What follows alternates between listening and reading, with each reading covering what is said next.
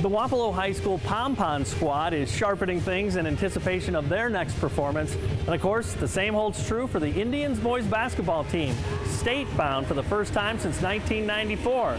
And they're making sure they're making all the right moves.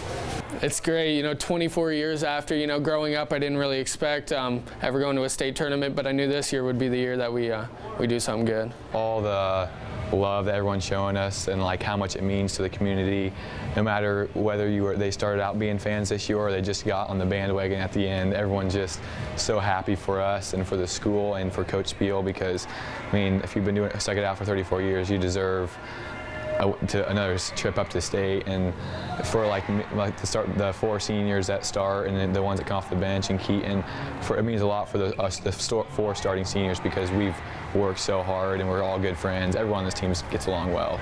Now the Indians would love to add a special piece of hardware to their trophy cases, and certainly they've got the offensive firepower to do just that, averaging 74 points per game.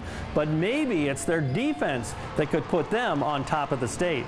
You just have to be able to control what you can control, and defense, you can always control that. Offense, you may miss a few shots or whatever, but I think they're learning how important it is. We have to keep the turnovers to a minimum. We have some tendencies to turn the ball over quite a bit, but we've been working on that in practice. In our defense, we stepped that up against Northeast, and when they slowed the game down, we just kind of adapted to that and played with our half-court sets and ran our offense well.